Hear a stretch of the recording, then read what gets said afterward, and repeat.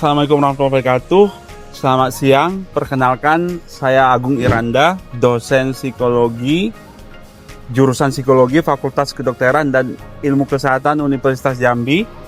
Pada siang hari ini saya akan melakukan pernyataan diri dosen unjuk kerja Tridharma bidang pengajaran, di mana kali ini saya akan menjelaskan tentang satu mata kuliah di psikologi positif. Jadi di sini kenapa saya memilih mata kuliah ini? Karena mata kuliah ini saya sudah menyusun buku ajarnya, buku ajar memahami psikologi positif, dan juga saya sudah banyak melakukan penelitian-penelitian tentang psikologi positif ya. Salah satu roadmap penelitian saya adalah psikologi positif. Jadi saya kira mata kuliah ini sangat relevan dengan kompetensi saya dan aktivitas akademik saya sehari-hari. Itu dulu, mari mengikuti pengajaran hari ini. Terima kasih. Teman-teman semuanya, Assalamualaikum warahmatullahi wabarakatuh. Waalaikumsalam warahmatullahi wabarakatuh. Selamat siang dan salam sejahtera untuk kita semuanya. Apa kabarnya hari ini, teman-teman? Sudah makan siang pada hari ini? Sudah. Oke, pada hari ini kita akan kuliah, benar ya, seperti jadwal kuliah kita biasa. Siang hari ini kita akan kuliah psikologi positif. Tapi sebelum mulai kuliah, marilah terlebih dahulu kita berdoa, mengadakan tangan kepada Tuhan Yang Maha Kuasa. Mudah-mudahan kuliah kita hari ini berjalan lancar, ilmu yang kita pelajari bisa kita pahami dan kita praktekkan dalam kehidupan kita sehari-hari. Berdoa mulai.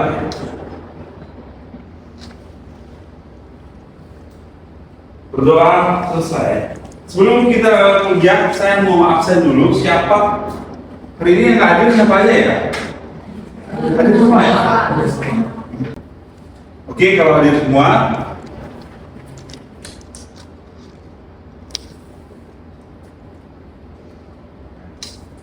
hari ini kita akan belajar tentang pengertian dan konsep psikologi positif.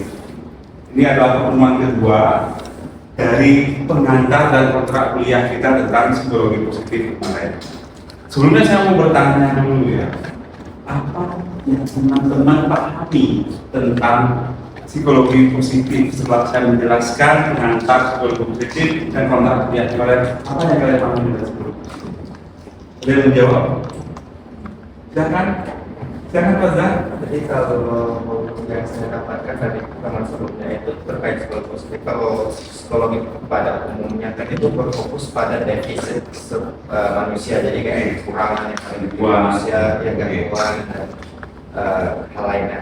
Tapi kalau psikologi positif ini yang sudah dibilang tipikal atau setidaknya normal itu dicoba untuk diperkuat lagi dan bisa lebih ditingkatkan lagi rasa misalnya kebahagiaannya, optimismenya terhadap masa depan. Jadi yang jiwanya mungkin sudah normal jadi lebih kuat. Oke, ada lagi? Aul, silakan. Dari yang kami dapatkan tentang psikologi itu Pak, psikologi positif itu banyak membahas tentang bagaimana kesejahteraan para manusia secara Indonesia. Kesejahteraan pada manusia. Ada lagi? Satu lagi? Silakan. Davina, ada? Siapa? Sakira. Sebenarnya mirip sama teman-teman yang lain, intinya psikologi positif ini kayaknya akan berfokus mempelajari aspek-aspek positif atau berkaitan dengan kebahagiaan pada manusia. Oke, artinya kalian sudah sedikit mengetahui ya bahwa psikologi positif itu apa saja gambaran awalnya. Tapi mari kita masuk ke sini ya, pengertian dan konsep psikologi positif. Saya hari ini akan menjelaskan 3 hal. Yang pertama itu adalah urgensi pentingnya psikologi positif. Yang kedua, konsep psikologi positif atau tema psikologi positif itu apa aja sih tema-temanya. Baru yang ketiga, kita akan diskusi kelompok bagaimana penerapan atau cerita pengalaman teman-teman dalam sehari-hari tentang psikologi positif. Paham ya? Tentang kondisi psikologi positif, kondisi positivity yang kalian rasakan sehari-hari. Oke, pastinya seperti yang kata Hazar tadi bahwa psikologi selama ini masih banyak berputar pada gangguan psikologis yang memang gangguan psikologi itu semakin tahu semakin meningkat. Kalau kita baca data dari WHO tahun 2020, ini data kenapa saya mengutip WHO tersebut, karena ini data saya tulis buku saya tentang psikologi positif ya. Jadi terakhir data itu menjelaskan bahwa ada 35 juta orang yang mengalami depresi, ada 21 juta skizofrenia, ada 47,5 juta demensia, dan selebihnya ada gangguan psikologis lain yang dialami oleh manusia sedunia. Ya. Dan juga di Indonesia di tahun yang sama ada sekitar 14 juta orang yang mengalami berbagai jenis gangguan psikologis. Oke ya, jadi data ini cukup besar kalau kita melihat data ini. Nah, kalau kita sudah berangkat dari data tadi bahwa ada data yang sangat besar orang yang mengalami psikologis, sangat wajar apabila orientasi para akademisi, para praktisi atau psikolog, ya, atau psikiater bahkan itu lebih berfokus pada gangguan mental atau mental illness atau mental disfungsi ya. Itu wajar karena datanya cukup besar. Mereka memang memiliki minat khusus terhadap kajian yang gangguan psikologis. Bahkan selama psikologi itu berdiri, dominasi kajian psikologi negatif atau defisit psikologi kata Azhar tadi itu cukup besar, terutama membahas tentang pengalaman romantik, tragedi dalam kehidupan manusia sehari-hari. Nah, kalau kita berbicara data lagi bahwa ada kajian psikologi yang sangat dominan itu adalah kecemasan dan depresi yang hampir 90.000 ya, jurnal atau penelitian yang bicara tentang itu. Kita bandingkan dengan psikologi positif, ternyata psikologi positif dikaji kurang lebih 10.000. Jadi jarak antara kajian psikologi negatif atau gangguan psikologis dengan kajian psikologi positif atau psikologi well-being atau kebahagiaan atau apapun itu, optimisme selama itu sangat timpang. Paham ya? Maka itu tidak heran kenapa banyak skema berpikir masyarakat bahwa psikologi itu mempelajari orang bermasalah. Ya kan?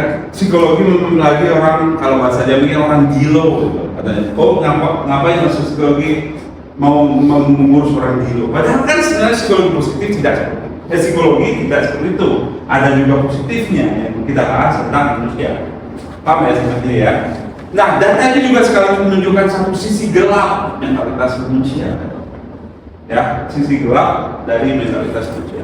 Nah, kalau kita merujuk pada kajian psikologi positif, sebenarnya psikologi positif itu bukanlah sebuah obsesi untuk melihat manusia itu serba positif, tidak.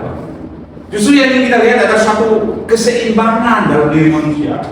Bahwa dari diri manusia itu ada balance system, ada weakness, ada strength, ada kelemahan, ada kekuatan. Dalam diri kita tuh kan pasti ada ya. Nanda pasti ada kelemahan ya secara sebetulnya, tapi juga pasti ada kelebihan. Pasti ada tragedi dalam hidup Nanda, pasti ada trauma dalam hidup Nanda, tapi pasti juga ada kebahagiaan. Pasti ada tahun-tahun duka, tapi juga pasti ada tahun-tahun kebahagiaan. Paham ya? Karena dua hal itu pasti ada dalam diri kita. Sesuatu yang alami.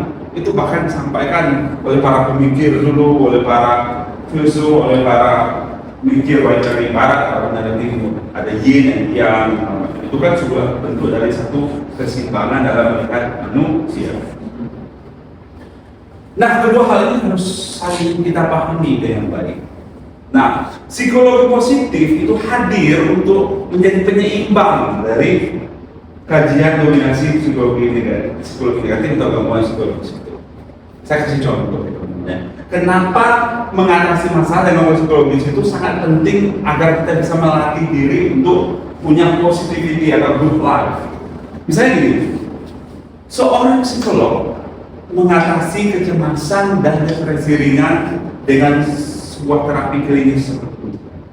Kalau gitu ya, ada orang yang cemas, ada orang yang depresi, datang ke psikolog kasih terapi. Nah, setiap orang, ketika dia sudah kasih terapi, akhirnya orang agak lumayan, ya, berkurang masalah kecemasannya, berkurang masalah depresinya, segala macamnya.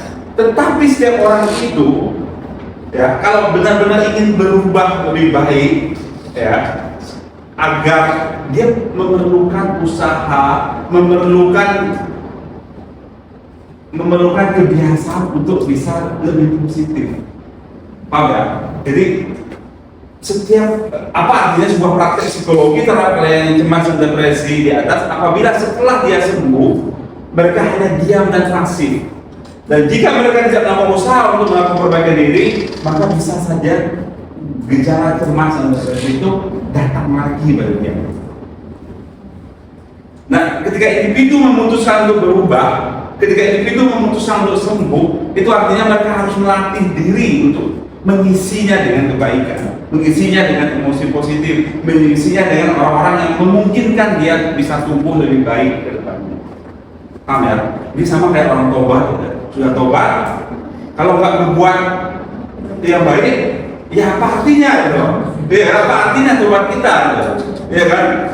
Itu sama aja sama kita nggak tobat, gitu. Sama aja kita berbuat hal yang buruk lainnya. Karena apa? Karena kita tidak mengisinya dengan kebaikan.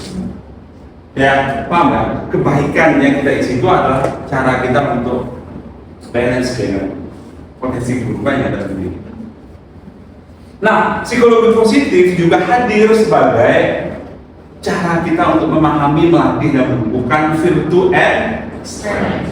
Virtue and strength itu apa? Virtue itu apa? Nilai-nilai kebaikan. Apa nilai kebaikan dalam diri kita? Jujur, apa lagi? Keberanian, apa lagi? Integritas, apa lagi? Dan macam-macam ya. Nah, virtunya kan sudah dikaji zaman dulu, dari zaman Aristoteles dulu, dari zaman Mbak kita itu sudah menjadi virtu itu. Ya, bahkan rujukan utamanya ya dari situ. Termasuk agama-agama juga mempelajari tentang strength. Apa strength? Kekuatan apa? Kalau dalam psikologi itu apa yang dimaksudkan? Resiliensi apa lagi? Pokoknya karakter kita ya, keunikan kita, apalagi bakat kita, apalagi yang membuat kalian menjadi lebih kuat, menjadi lebih mampu tumbuh, menjadi lebih baik. Ya, itu adalah strength, virtue and strength.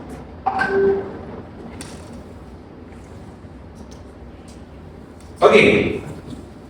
Nah, udah paham ya? Artinya apa? Artinya psikologi positif itu menumbuhkan virtue and strength. Setelah virtue and strength tumbuh, baru kalian akan mencapai satu kondisi yang disebut dengan flourishing. Flourishing itu apa?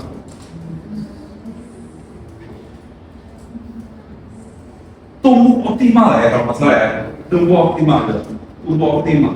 Atau kalau dalam teorinya Maslow, aktual bisa jadi. Kita akan mencapai satu kondisi flourishing. Dengan kondisi flourishing itu kita mencapai satu kondisi yang lebih abadi lagi, namanya authentic happiness. Kebahagiaan yang autentik yang melampaui materi, kesenangan dan sebagainya. Kebahagiaan yang sedikit bertahan lama dalam kehidupan kita sendiri. Nah itu ya terkait urgensi psikologi positif. Ada pertanyaan? Itu jelas ya? Oke, berikutnya. Dari mana datangnya kajian psikologi positif atau konsep psikologi positif itu datang dari mana? Sebenarnya banyak yang melakukan kajian tentang psikologi positif. Cuma yang memang paling terkenal adalah Martin pada tahun 1998, di saat beliau menjabat sebagai presiden EPE, beliau kemudian mencetus satu, saya nggak menyebut paradigma baru ya, tapi lebih ke kajian atau lebih ke topik ya, atau kajian psikologi positif itu. Nah, pada tahun yang sama juga Martin Seligman juga menyusun 5 pilar atau 5 tema, memang ya, tentang psikologi positif itu sendiri. Dan itu diteruskan oleh banyak orang ya, dari pilar itu. Pilar itu adalah apa yang kita sebut sebagai PERMA. PERMA itu apa aja? Yang pertama, positif emotion. Yang kedua, engagement. Yang ketiga, yang keempat, yang ke-6, 5. Enggak sampai 6 ya, belum ditambah. Belum ditambah. Nanti kalau ditambah kita telepon ya. Oke, udah paham nggak yang dari 5 nih? Belum ya? Kita akan jelaskan secara sekilas saja dulu. Nanti kita bahas. Nah, yang pertama adalah positive emotion atau emosi positif. Bahkan emosi positif itu ada di teorinya. Namanya Barbara apa? Barbara Gray. Nggak tahu ya, saya juga nggak tahu ya. Barbara prediction itu yang banyak mengembangkan teori positive emotion. Nah di sini secara garis besar bahwa positive emotion itu artinya apa, teman-teman? Emosi positif itu artinya apa? Perasaan senang, perasaan gembira, terus apa lagi? Jadi emosi positif yang pernah kalian sampai ini. Damai, rasa syukur, apa lagi? Optimisme. Itu rasa ya optimisme. Ya. Terus apa lagi? Sekira. Kerinduan. Nah, terjadi itu untuk positif atau negatif ya?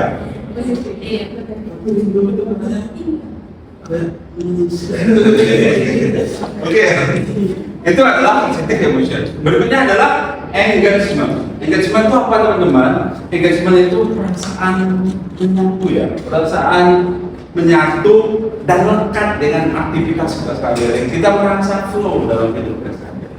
Ya, flow ini salah satu topik dari ini ya. Terus engagement sendiri juga sering dikaji ya oleh teman-teman itu. Apa itu engagement? Kerjasama. Kita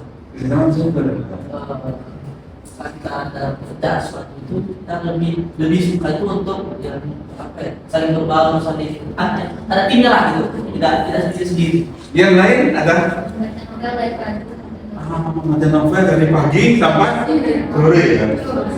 Nah itu udah merasa flow banget ya, merasa flow banget kayak sambil minum kopi, ya, menenangkan, seolah hidupnya nggak ada masalah padahal. Itu kan bagian dari kondisi engage.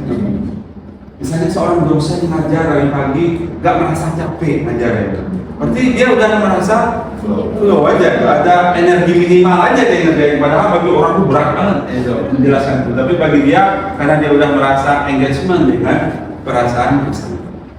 Misalnya ada yang lagi nulis skripsi, misalnya, oh senang nulis skripsi, berarti dia udah engagement dengan skripsi, dia senang gitu. Sehingga lupa yang lainnya, itu adalah perasaan engagement. Selamat kalian menjadi mahasiswa yang berjuang menyatu dengan skripsi, engagement dengan skripsi. Berikutnya adalah relationship. Relationship itu adalah hubungan antara orang dengan orang lain. Individu merasa mendapat dukungan, cinta dan perasaan. Yang pertama mungkin sering kita dengar teori attachment ya. Attachment terutama antara bayi dan seorang ibu itu kan attachment pertama. Attachment antara apa lagi? Remaja dengan teman-temannya itu juga kedekatan, ada kedekatan. Terus juga ada cinta di situ ya, ada cinta. CINTA itu juga bagian dari kondisi relationship, benar ya? Rasakan sendirilah maksudnya. Berikutnya adalah meaning of life, makna hidup. Makna hidup ini memang cukup ini ya, berbeda dari yang sebelumnya tadi, bahwa makna hidup itu adalah sebuah kesadaran individu, sebuah pemahaman, sebuah kontemplasi ya dalam individu terkait tujuan hidupnya, keyakinan, spiritualitas dan kemurahan hati. Jadi kalau saya suruh kalian memaknai hidup, pasti kalian akan berefleksi dulu ya. Apa ya sih makna hidup saya? Apa sih makna saya menjadi mahasiswa? Apa sih makna hidup saya dari seorang anak, dari orang tua saya? Itu kan pada akhirnya kalian akan sampai pada suatu kesadaran yang lebih dalam ya dalam kehidupan. Paham ya? Kalau makna hidup itu seperti itu kurang lebihnya. Dan itu ada teori yang jelas. Dan yang terakhir adalah accomplishment, adalah capaian hidup. Ini kajian tentang apa teman-teman? Tentang gimana orang yang dari kondisi zero to hero. Bagaimana orang kondisi yang sebelumnya itu sangat miris, tapi tiba-tiba melejit jadi orang yang sukses. Bentuknya siapa? Ada nggak dalam kehidupan kalian sehari-hari? Tahu Bang Nila kalian ya? Iya. Tahu ya? Tahu ya? MBG ya, Mas Bang Ganteng. Nah, beliau itu kan dulunya adalah orang Papua, orang Fak-Fak, terus dulu tuh miskin orang. Ya, dalam kondisi ekonomi yang rendah. Ibunya seorang pencuci, ayahnya kuli panggul pasar. Dia sendiri pun menghidupi dirinya menjadi kuli panggul pasar di Papua. Tapi sekarang jadi menteri ya. Itu usaha kerja kerasnya untuk mencapai capaian ekonomi sebenarnya. Paham ya? Paham ini? Ada prestasi, ada apa lagi tuh dalam psikologi prestasi, motivasi berprestasi itu semuanya adalah bagian dari ekonomi. Oke, karena waktu kita terbatas, silakan teman-teman untuk berkumpul 3 menikah segera teman-teman.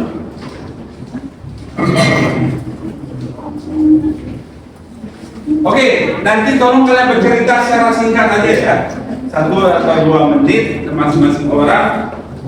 Nanti silakan tulis poin-poinnya. Tulis poin-poinnya, silakan.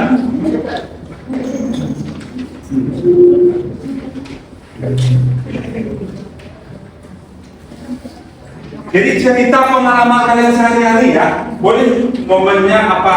Jangan semua momen. Dari SD sampai ini, momen-momen tertentu saja. Kalian merasa, nah di kelompok bintang ini adalah tentang emosi positif. Di kelompok itu engagement. Di kelompok nanda relationship. Kelompok ini meaning of life. Kelompok ini accomplishment. Jadi apa prestasi kalian di prestasi yang pernah kalian capai? Momen tertentu aja ya, 1 menit aja. Silahkan bercerita ya. Ini sering, tapi ini ya ceritanya sebenarnya ya.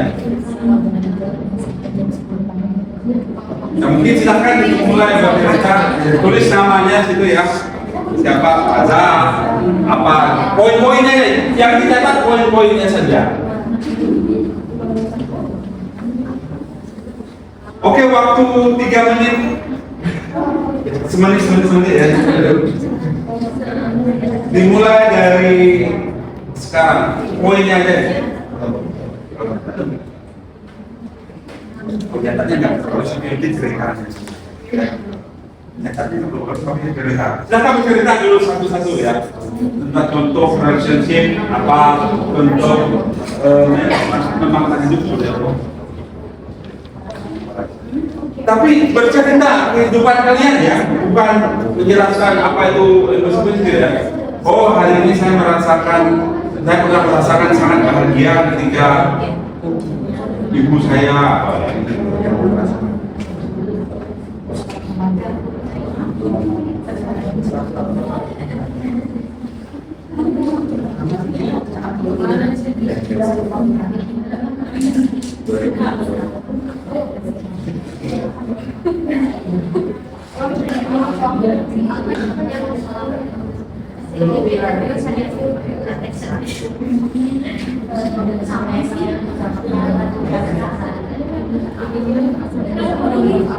paham ya?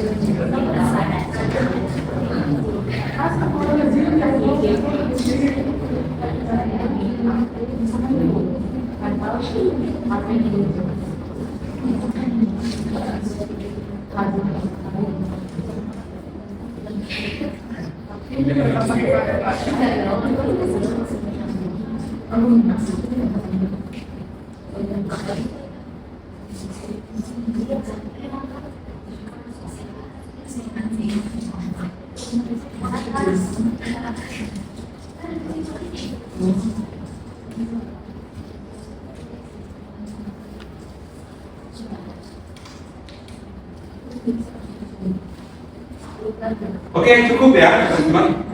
Cukup untuk berceritanya. Nanti pada intinya adalah kita ingin ngajari kalian untuk bisa bukan hanya paham teorinya, tapi bisa menceritakan storytelling ya kepada terutama kisah-kisah itu juga. Karena inspirasi kebaikan itu pasti datang dari cerita-cerita ini. Ya, ini yang makna kita untuk mengajarkan teman-teman pada hari ini untuk belajar menarasikan pengalaman kalian sehari-hari. Paham ya, teman-teman? Nanti silakan untuk tugas ini dibuat, diketik untuk PowerPoint atau dalam bentuk Word ya. Nanti dikumpulkan di ILS ya. Paling lambat minggu depan sudah selesai semuanya, sehingga nanti pas pertemuan berikutnya ada satu atau dua orang yang untuk saya minta mewakili untuk bercerita tentang storytelling yang telah kita buat hari ini atau yang telah kalian ketik dan temukan itu. Paham ya? Paham? Sudah bisa memahami pengertian dan ini? Kalau begitu sudah ya? Oke, kalau begitu terima kasih teman-teman atas segala perhatiannya. Mohon maaf jika terdapat kekurangannya. Semoga ilmu pada kuliah hari ini, pada kuliah psikologi positif teman dua ini bisa bermanfaat untuk kita semuanya. Saya tutup. Assalamualaikum warahmatullahi wabarakatuh.